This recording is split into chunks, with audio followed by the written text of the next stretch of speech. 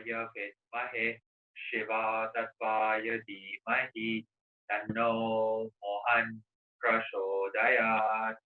Om Para Brahmaya Vidmahe Shiva Tattvaya Dhimahi Tanno Mohan Prachodayat. Om Para Brahmaya Vidmahe Shiva Tattvaya Dhimahi Tanno Mohan Prachodayat. Om Gam Ganeshaya Namah. Om Trayambagam Yajamahe Sugandhi Pushti Vardhanam Urvar Kamivapavandana Vidyo Kshamavritat. Om Trayambagam Yajamahe Sugandhi Pushti Vardhanam Urvar Kamivapavandana Vidyo Kshamavritat. Om Trayambagam Yajamahe Sugandhi Pushti Vardhanam Urvar Kamivar Pavandana Vidyo Kshamavritat. Om Mahalrim Baglamukhi Om Fat Swaha. Om Mahalrim Baglamukhi Om Fat Swaha. Om Mahalrim Baglamukhi Om Fat Swaha. Om Shri Gurudeva Datta. Om Shri Gurudeva Datta. Om Shri Gurudeva Datta. Om Namah Shivaya. Om Namah Shivaya. Om Namah Shivaya. Om Para Brahmane Namah. Om Para Brahmane Namah. Om Para Brahmane Namah. Om Para Brahmaya Vidmahe Shiva Tattvaya Dhimahi Tanno Mohan Prachodayat. Jai Mohanji, and thank you for joining us for chapters 11 and 12 of the Sai Sat Charitra. In chapter 11, we're going to follow as Sai as a Sagun Brahma, Dr. Pandit's worship, Hajj study, falk, and control over elements. Let us now, in this chapter, describe the manifest Brahma Sai as to how he was worshipped and how he controls the elements. Sai as a Sagun Brahma. There are two aspects of God or Brahma: the unmanifested Nirgun and the manifested Sagun. The Nirgun is formless while the Sagun is with form, though both denote the same as Brahma. Some prefer to worship the former, some the latter. As stated in the Gita, the worship of the latter is easy and preferable. As man has got a form, body, senses, etc., it is natural and easy for him to worship the God with form. Our love and devotion do not develop unless we worship Sagun Brahma for a certain period of time, and as we advance, it leads us to the worship of Nirgun Brahma. So, let us start with the Sagun worship. Image, altar, fire, light, sun, water. Brahma are the 7 objects of worship, but Sadguru is better than all of them. Let us, on this occasion, bring to our mind the form of Sai, who was non-attachment incarnate, and who was a resting place for his devotees. Our faith in his world is the asana. Our sankalpa, determination to accomplish the puja, is the abandonment of all our desires. Some say that Sai was a Bhagavad Bhakta. Others say he was a Maha Bhagavad. But to us, he is God incarnate.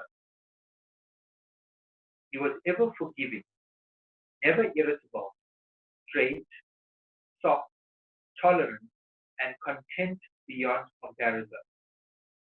Though he looked embodied, he was really disembodied, emotionless, unattached, and eternally free.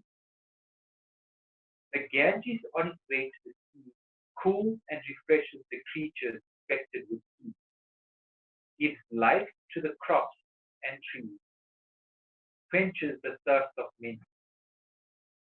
Similarly, saints like Sai, while they live their own, give solace and comfort to all. Lord Krishna has said that the saint is my soul, my living image. I am he, or he is my pure form. This indescribable Shakti or power of God, known as pure existence, knowledge, and bliss, incarnated in the form of Sai in Shirdi.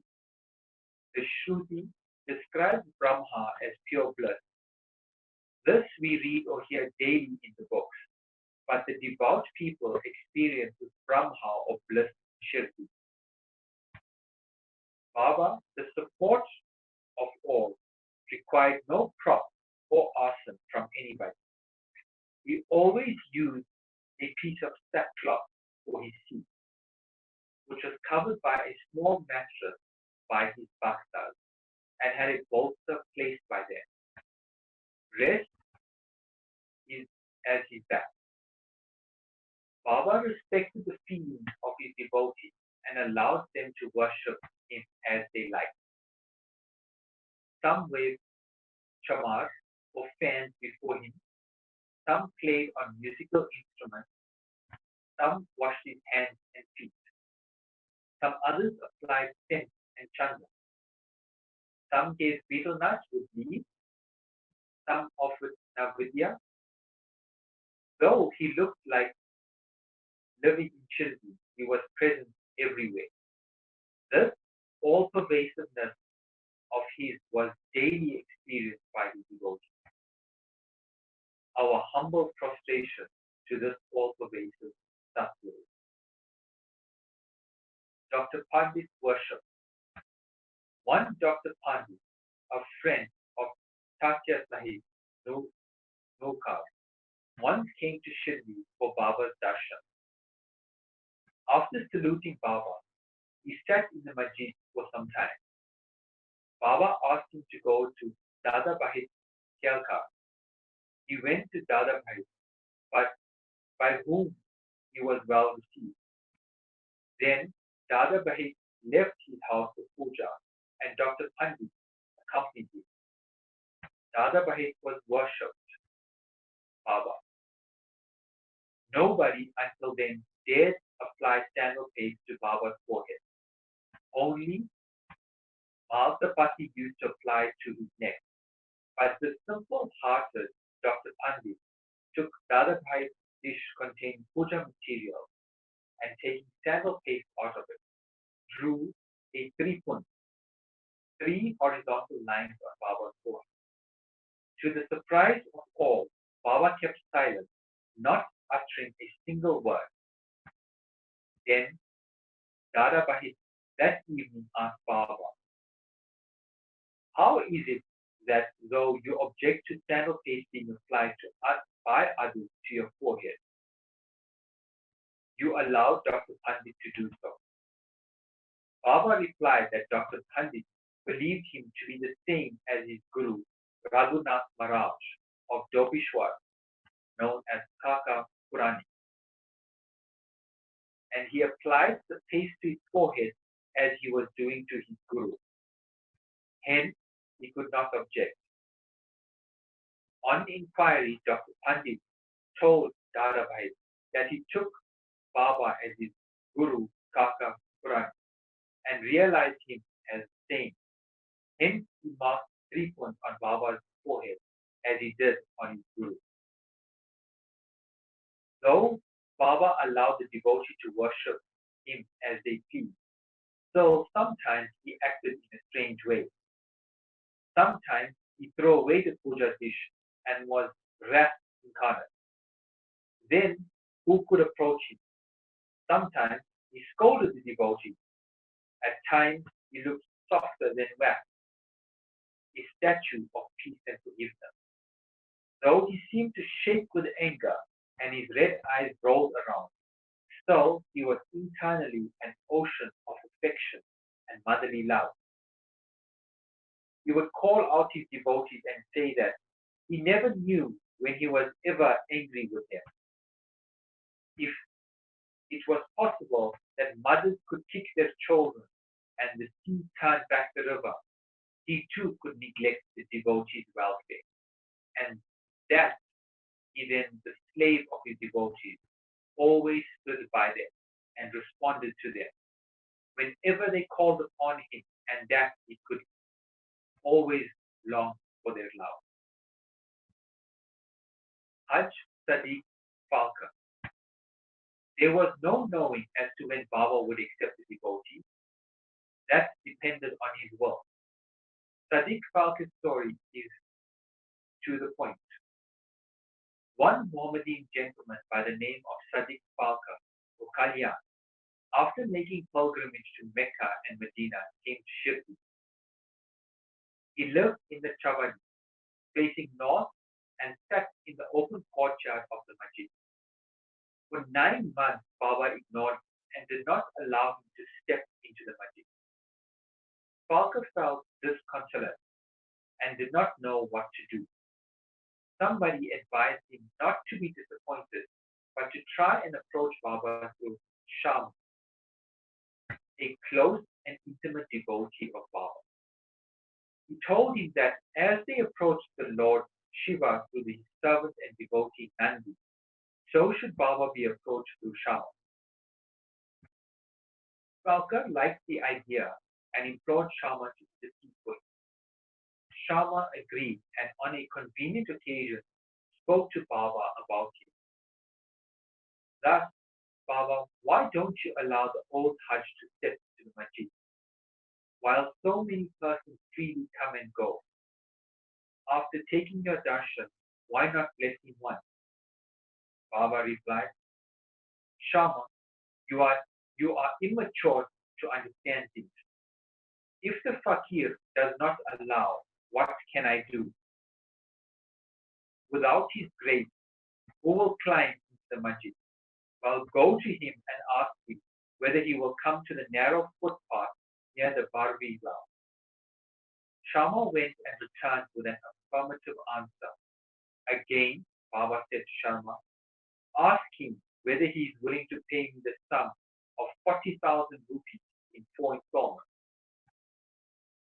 Sharma went and returned with the answer that he was willing to pay even 40 lakhs.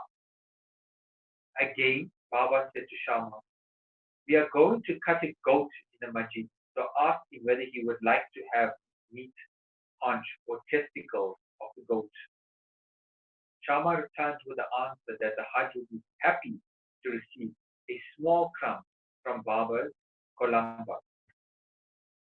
Hearing this, Baba got excited and with his hands threw away the earthen jars and Columba and straightway advanced to the Hajj and lifted his kafni up in arms and said, why do you brag and pose yourself as an old Hajj?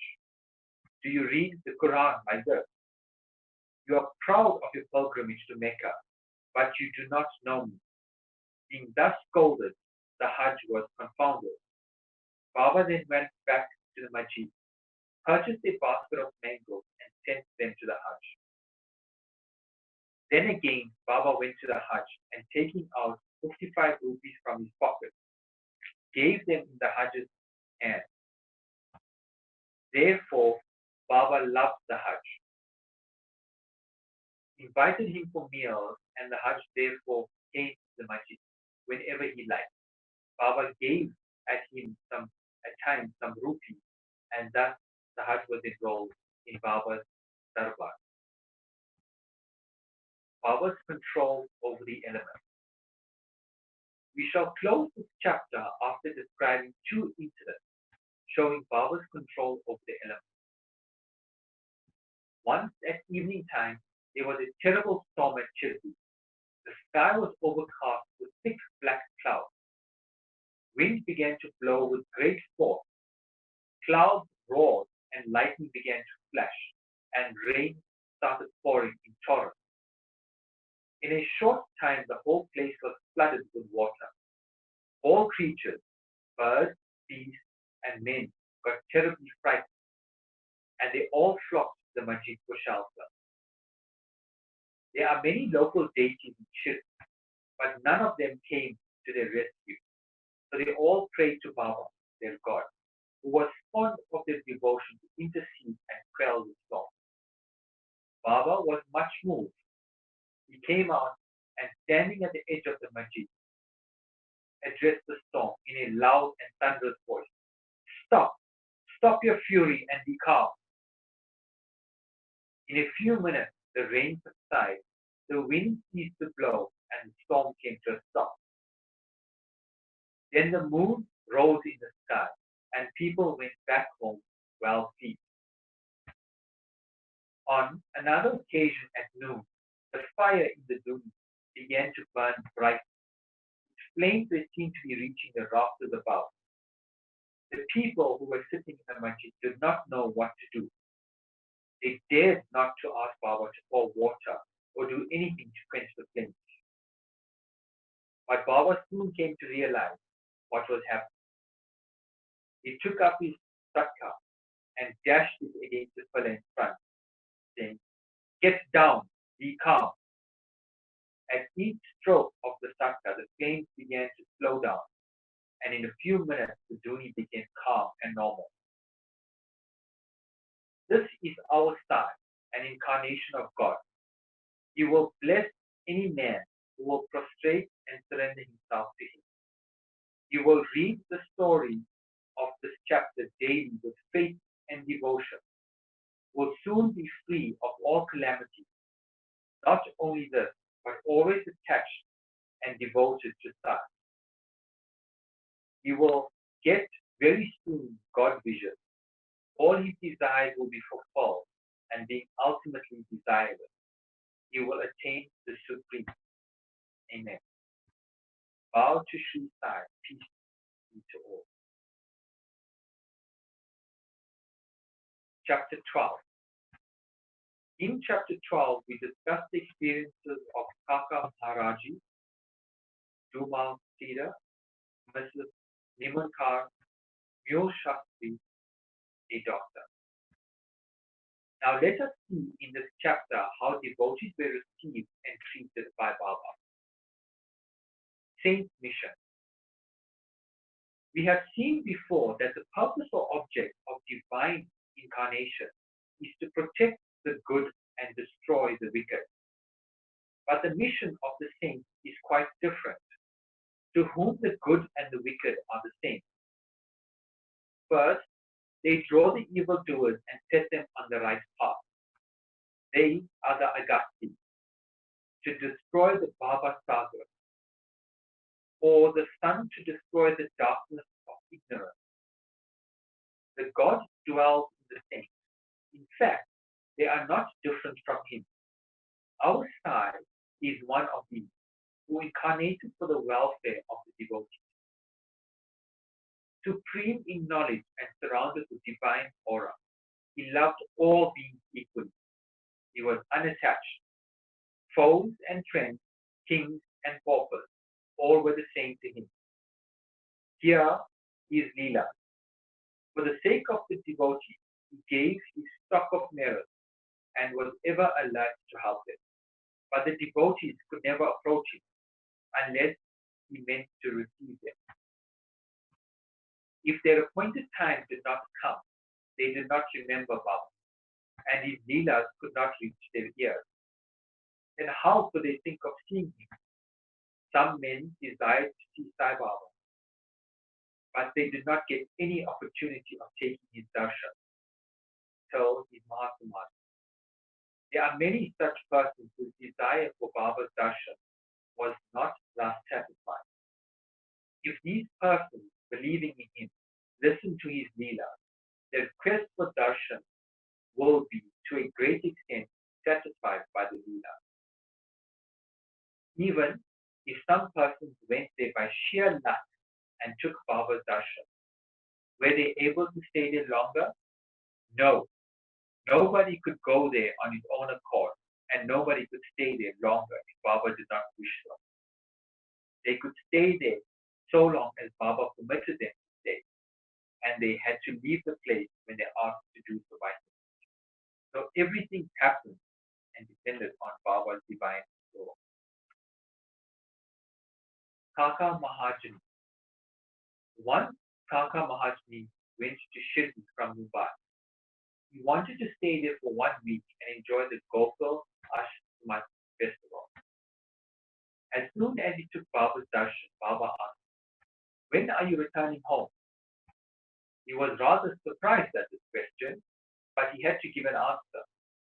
He said that he wanted to go home when he ordered him to do so. Then Baba said, "Go tomorrow." Baba's word was law, and they had to be obeyed. Kaka Mahajani therefore left Shirdi immediately. When he went to his office in Mumbai, he found his employer anxiously waiting for him.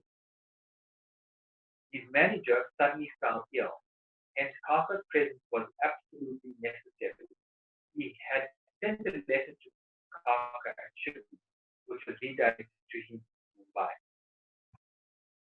Bahus Seb Dumal. Now listen to another story.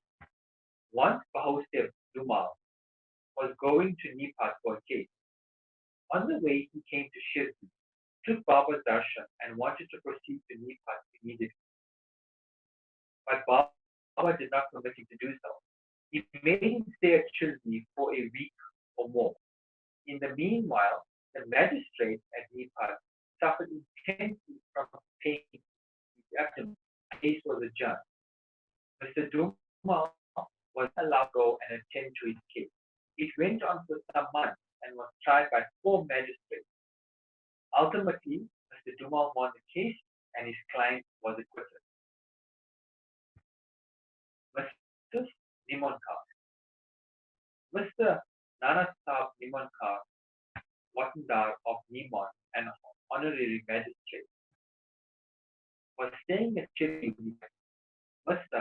and Mrs. Nimonkar were spending most of their time in the masjid with Baba serving. It so happened that their son fell ill at Belapur, and their mother decided, with Baba's consent, to go to Belapur and see her son and other relatives and stay there for a few days. But Mr. Nanasab asked her to return the next day. The lady was in a fix and did not know what to do, but her godchild came to her house. While leaving Shirdi, she went to Baba, who was standing in the front of Sakti's wanda, with Mr. Nanasab and others, and prostrated at his feet and asked his permission to go. Baba said to her, "Go quickly, be calm and unperturbed. Stay comfortably at Belapur for 4 days. See all your relatives and return to Shirdi." How opportune were Baba's words. Mr. Nanasab's proposal was overruled by Baba's decree. Mule Shastri of Nasik. An Orthodox Agnihotri Brahmin of Nasik, Mule Shastri, who had studied the 6 Shastras and were well versed in astrology and palmistry, once came the famous millionaire of Nagpur. After seeing him, he and others went to see Baba in the masjid. Baba bought various fruits from vendors with his own money and distributed them to people preset in the masjid. Baba used to press the mango on all sides so skillfully that when Baba sucked it, he got all the pulp at once in his mouth and could throw away the teeth. Plantains were peeled off by Baba and the pulp was distributed to the devotees, while the skin were retained by Baba himself. Mule Shastri, as a palmist, wanted to examine Baba's palm and asked him to extend his hand. Baba ignored his request and gave 4 plantains to him. Then they all returned to the Mata and Mule Shastri paid for fresh clothes and started his routine duties. Then Baba, as usual, Lendi and said, "Take some geru, a red mealy substance used to dye clothes saffron. We shall today don saffron-colored cloth." None understood what Baba meant. Then, after some time, when Baba returned and preparations for new arti were being made, Jose Jog asked Mio Shastri whether he would accompany him to the arti. He replied that he would see Baba in the arti. Baba sat on his seat, was worshipped by his devotees, and arti commenced. Then Baba said, "Get some dakshina from the new Nasik Brahman." Bhuti himself went to the Wada to get the dakshina, and when he gave Baba's message to Mio Shastri, he was sorely perplexed. He thought in his mind, "Thus, I am pure Agnihotri Brahman. Why should I pay dakshina? Baba may be a great saint. I am not his dependent. But since a great saint like Sai Baba was asking for dakshina through a millionaire like Bhuti, he could not refuse. So leaving his routine unfinished, he started with Bhuti or Majid. Thinking himself holy and the Majid otherwise, he remained at a distance, and after joining his palms, threw flowers at Baba from there. Then lo, all of a sudden, he saw not Baba, but his late Guru Gola Swami there. He was wonderstruck. Could this be a dream? No, it was not, as he was wide awake. But how could his late Guru Gola be there? He was speechless for some time. He pinched himself and thought again, but could not reconcile to the fact of his late Guru Gola being in the Majid. Ultimately, leaving aside all doubt, he went up, fell at his Guru's feet, and stood there with folded hands. Other people sang Baba's arti, while Mule Shastri chanted loud his Guru's name. Then casting off all pride of caste and sacredness, he fell at his Guru's feet and closed his eyes. When he got up and opened his eyes, he saw Baba asking for dakshina. Seeing Baba's blissful form and his inconceivable power, Mule Shastri forgot himself. He was extremely pleased and his eyes were full of tears of joy. He again saluted Baba and gave the dakshina. He said that his doubt was removed when he saw his own Guru. On seeing this wonderful Leela of Baba, all the people, including Mule Shastri, were much moved and they realized the meaning of Baba's words. Being Guru, we shall don saffron-colored clothes. Such is the wonderful Leela of Baba. A doctor. Once a Mamladar came to Shirdi with a doctor friend of his. The doctor said that his deity was brown and that he would not bow before a Mohammedan, so he was unwilling to go to Shirdi. The Mamladar replied that nobody would press him to bow down, so he should come and give the pleasure of his company.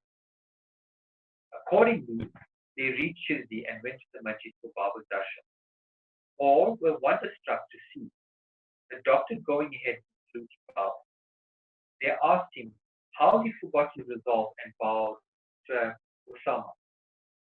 Then the doctor replied that he saw his beloved deity round at the seat and he therefore prostrated himself before him. Then, as he was saying this, he again saw Sai Baba there. Being dismayed, he again said, "Is this a dream? How could he be a Mohammedan? He is a great yoga sampasta, full of yoga avatar." Next day, he made a vow and began to fast. He absented himself from the masjid, resolving not to go there until Baba blessed him. 3 days passed, and on the fourth day, a close friend of his from Kandesh turned up, and with him he went to the masjid for Baba's darshan. After the salutation, Baba asked him whether anybody had gone to call him that he had come. Hearing this vital question, the doctor was moved. The same night, he was blessed by Baba and he experienced bliss supreme in his sleep. Then he left for his town, where he remained in the same state for a fortnight. Thus, his devotion for Sai Baba increased manifold. The moral of all the stories mentioned above, especially that of Mule Shastri, is that we should have firm faith in our Guru and no one else. More leelas of Sai Baba will be described in the next chapter. Bow down to Sri Sai and peace be to all. Join us tomorrow for further chapters by other devotees.